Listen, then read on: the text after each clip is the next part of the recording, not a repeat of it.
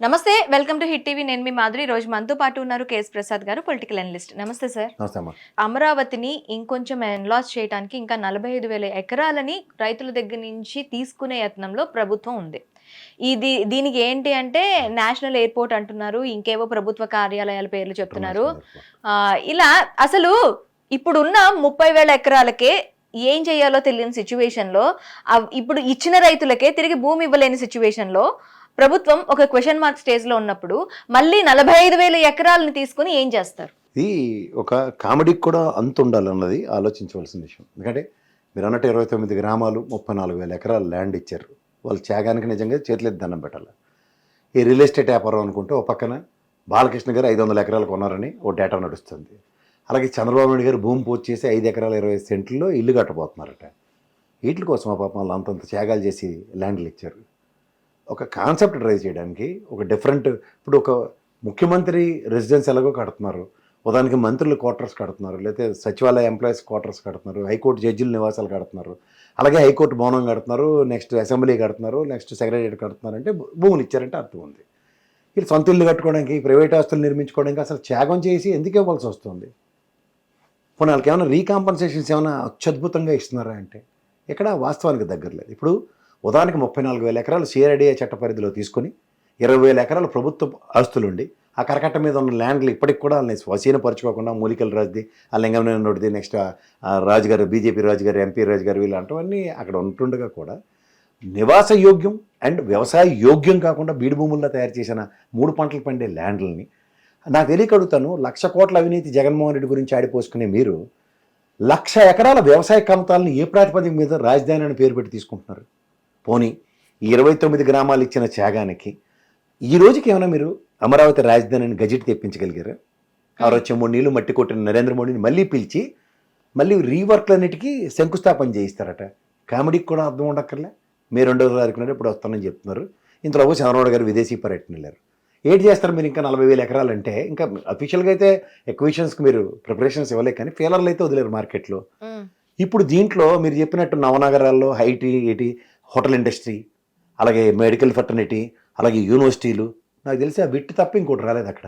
AIIMS ఏమో అనంతపురం నోట్లో మట్టి కొట్టి ఇక్కడ తీసుకొచ్చి పెట్టారు, సంతోషం. ఇప్పుడు దానికి తోడు 20-30 హాస్పిటల్ అక్కడే కట్టేస్తున్నాం.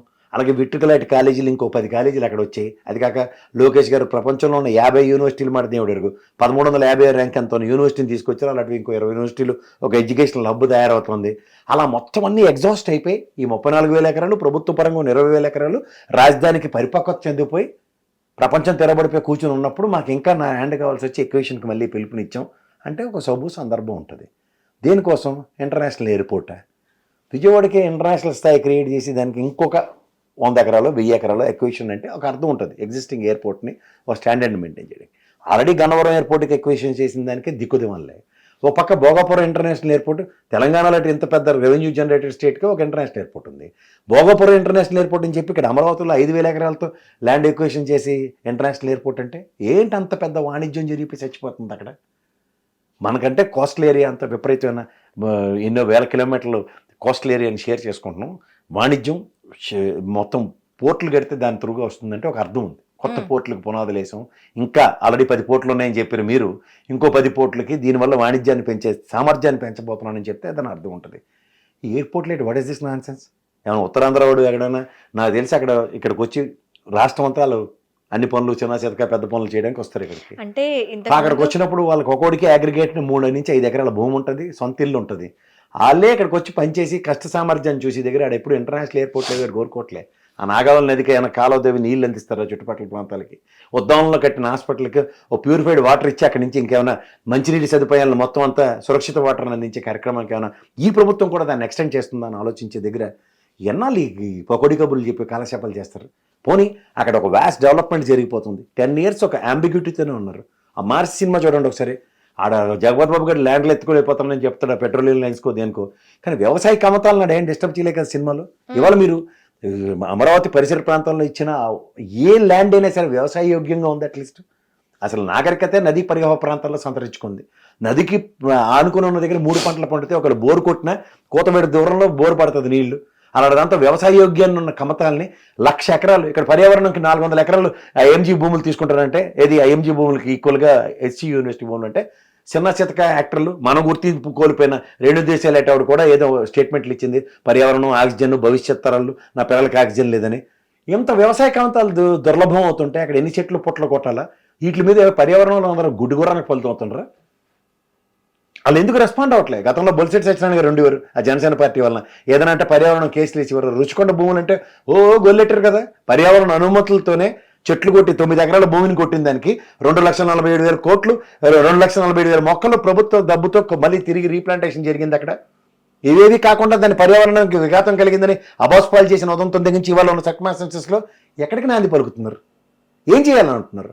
ఇవాళకి కూడా ఒక గజెట్ తెప్పించలేకపోతున్నారు అమరావతి రాజధానిని గర్వంగా చెప్పుకోవడానికి. పోనీ అక్కడికి వస్తే వాళ్ళకి యోగ్యంగా ఉండడానికి 1000 గజాలు 200 గజాలు ల్యాండ్ ఇస్తానని చెప్పింది ఈ రోజుకి కూడా వ్యవసాయ కమతాలని తీసుకున్న పాపానికి వాళ్ళకి తిరిగి ఇవ్వలేపారు.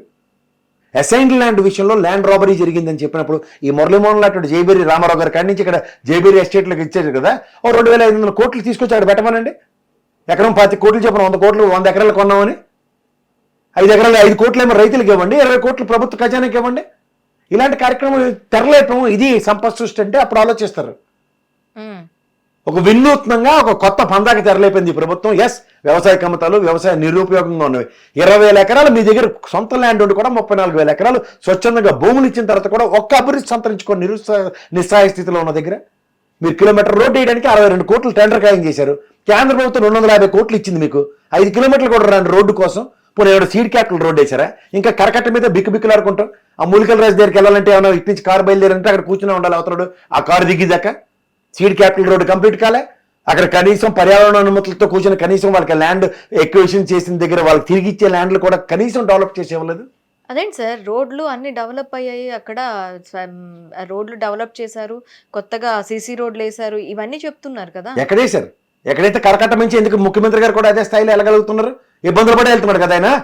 కరకట్ట మించి సీడ్ క్యాపిటల్ రోడ్ ఇది ఏమి చేయకుండా అన్ని పనులు అంటే పోనీ ఐటీసీ కూడా ఏమైనా మా గ్రూప్ ఆఫ్ హోటల్స్ అన్నీ అక్కడే పెట్టేస్తాం, ట్రైడెంట్ హోటల్ నేనే పెట్టేస్తాను, అక్కడ నో హోటల్లో నేనే పెట్టేస్తాను, అక్కడ కూర్చొని అమరావతిలో మొత్తం అందరూ ఆంధ్రప్రదేశ్లో ఎక్కడ దిగిన ఇక్కడ రండి, ఇక్కడ నుంచి చాపర్ ఇచ్చి పంపిస్తామని చెప్తున్నాడు ఎవడన్నా. మీరు చెప్పిన నవనగరాలే సింగపూర్ కన్సల్టేషన్ అన్నారు, సెల్ఫ్ సస్టైన్డ్ ప్రాజెక్ట్ అన్నారు, తిరిగి అప్పులు చేసి మన ఎత్తికెడుతున్నారు.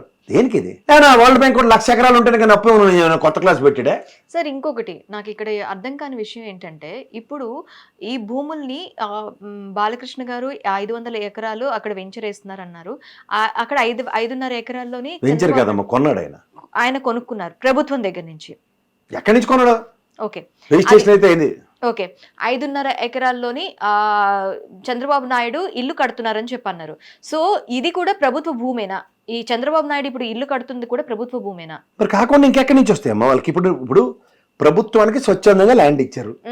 ఆ ల్యాండ్ ఇచ్చిన వాళ్ళు ఎవరు రియల్ ఎస్టేట్ చేయట్లే కదా, రియల్ ఎస్టేట్ చేస్తుంది ఎవరు? ఇది ప్రజలకు చెప్పాలి కదా సార్. ఇప్పుడు ప్రశ్న వేసుకుంటూ సమాధానం ఎవరికి చెప్పలేము. ప్రభుత్వానికి ప్రజలు స్వచ్ఛందంగా ల్యాండ్ ఇచ్చారు, స్వచ్ఛందంగా ల్యాండ్ ఇచ్చిన వాళ్ళు రియల్ ఎస్టేట్ చేయట్లేదు. గత ప్రభుత్వం ఇంటర్నల్ ట్రేడింగ్ జరిగిందని అభియోగం. ఇంటర్నల్ ట్రేడింగ్ అంటే ఎవరి దగ్గర నుంచి కొన్నారు? ప్రభుత్వం చంద్రబాబు నాయుడు గారికి ఇప్పుడు ఉదాహరణకి ఇన్ఫోసిస్ వాడికి 99 రూపాయలుగా 99 పైసలకి ఏదో ల్యాండ్ ఇచ్చారు ఎగ్జాంపుల్. అలా చంద్రబాబు నాయుడు గారికి ఏమైనా ల్యాండ్ ఇచ్చారా? ఈ ఎయిర్ ఎవరు క్లియర్ చేయాలి? ఎవరు చేయాలా? 500 ఎకరాలు ఇగో డేటా చూపిస్తాను ఒక్క నిమిషం. మెట్ట భూములు కొనుగోలు చేశారు అన్ని 18/3/25, 12/3/25, 17/3/25, 12/3/25, 4/3/25, అలా మార్చి అంతా 26/3/25.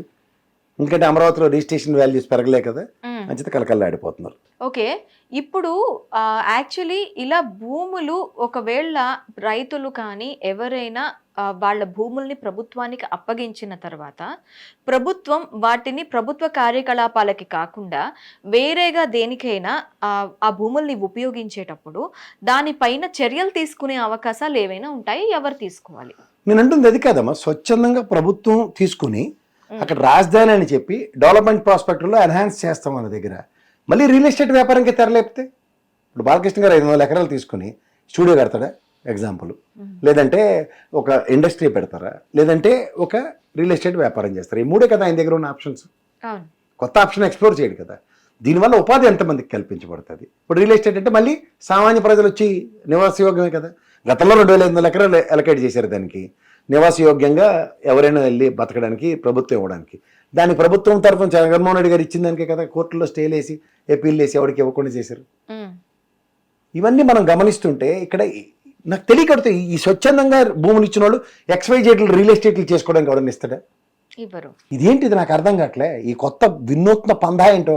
ఇప్పుడు రాజధానిలో డెవలప్మెంట్ మాడ్యూల్లో ఒక ఇన్ఫోసిస్ వాడు పెట్టాడు, ఇప్పుడు 99 రూపాయలకి ఎంతకు లీజ్ ఇచ్చారు. అది ఎవరు కాదంటాం? లేదంటే గవర్నమెంట్ సంస్థలకి గతంలో RBI పెడతా ఉన్నారు, లేదంటే డిఫెన్స్ ల్యాండ్కి ఏదో సంబంధించిన వాళ్ళు ఏదో ఇది పెడతాన్నప్పుడు ఎకరం ల్యాండ్ అలా ఇచ్చి తక్కువ రేటుకి ఇచ్చారు. ఎవరు కాంట్రడిక్ట్ చేసాం? ఎక్కడి నుంచి వస్తారు ఈ ప్రైవేట్ వ్యక్తులు? ఈ రైతు సంఘాలు ఇప్పుడు ఎందుకు మాట్లాడటం లేదు? అదే ఎవరు మాట్లాడట్లేదు కదా. ఇప్పుడు అమరావతి ఉద్యమం చేసిన వాళ్ళందరూ కూడా ఎందుకు మాట్లాడట్లేదు? నేను అడుగుతుంది అదే. ఇప్పుడు బాలకృష్ణ గారి కోసం లేదంటే జేబేరీ కోసం ఎగ్జాంపుల్స్ చెప్తున్నా, లేదా నీ కోసం నా కోసం అక్కడ ల్యాండ్లు పాపం వాళ్ళు స్వచ్ఛందంగా ఇవ్వలే కదా. అవును. భవిష్యత్తు తరాలు రాజధాని అనే దాంట్లో రాజధానిలో కావాల్సింది ఏంటి? ప్రభుత్వ పరంగా కట్టినవి ఉన్నాయి. మళ్ళీ రియల్ ఎస్టేట్ వ్యాపారంగా ప్రభుత్వమే చేస్తే, ఇప్పుడు నానకరామగూడ ల్యాండ్లు అమ్మినందుకే కదా కేసీఆర్ గవర్నమెంట్ ఇంట్లో కూర్చోబెట్టారు. అది ప్రభుత్వ విధానం తప్పునే కదా. ఇవన్నీ గమనిస్తుంటే ఏంటో నాకైతే అర్థం కావట్లేదు. ఇది కాక ఇప్పుడు 5,000 ఎకరాలు ఇంటర్నేషనల్ ఎయిర్పోర్ట్కి, ఇంటర్నేషనల్ స్టేడియము.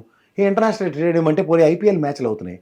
ఉప్పల్ స్టేడియంలో ఇక్కడ అవుతున్నాయి, అక్కడేమో వైజాగ్లో రాజశేఖర రెడ్డి గారి పేరు మీద ఉన్న స్టేడియం మధురవాడలో జరుగుతున్నాయి. కొత్తగా గుంటూరు పరిసర ప్రాంతంలో స్టేడియం కట్టారు కదా MSK ప్రసాద్ ఆధ్వర్యంలో, నాకు తెలుసు అది. పోనీ అక్కడ స్టేడియంలో మ్యాచ్లు ఎందుకు అవ్వట్లే? పోనీ IPL మ్యాచ్ల వల్ల స్టేట్కి ఎంత రెవెన్యూ వస్తుంది, ఇంచేత మేము ఇంకొక 2 స్టేడియంలు కడదాం. ఎవరు కాదను? అవి కాదు కదా. ఒలింపిక్స్ పెడతాం. ఏంది ఇది? ఈ పెట్టకదలే నాకు అర్థం కాదు.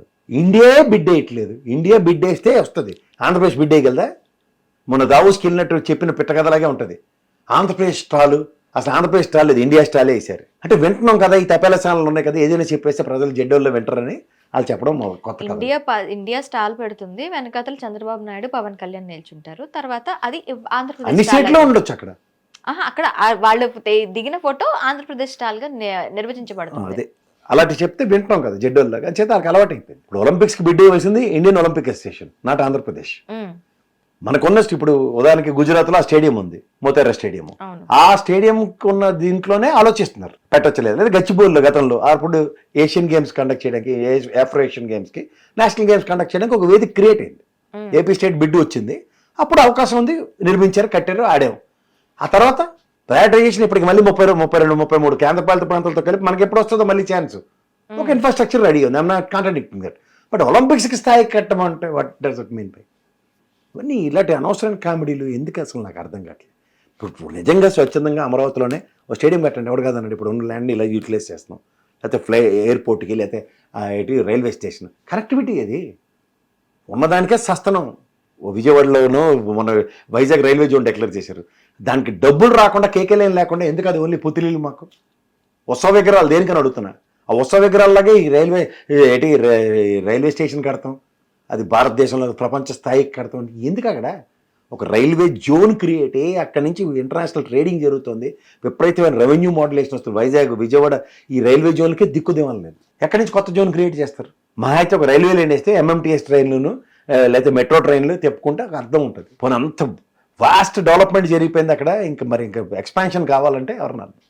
ఎక్స్పాన్షన్ లేదు, మొదటిదానికే దిక్కు లేదు, కడదానికి కళ్యాణం ఉన్నాడు ఎవడో. ఇది చాలా చాలా చాలా not acceptable. Hit TV app, ఇందులో short news, live news, entertainment shows, movies, digital magazines తో పాటు మీ జిల్లా వార్తలను కూడా ఫ్రీగా చూడొచ్చు. ఇంకెందుకు ఆలస్యం?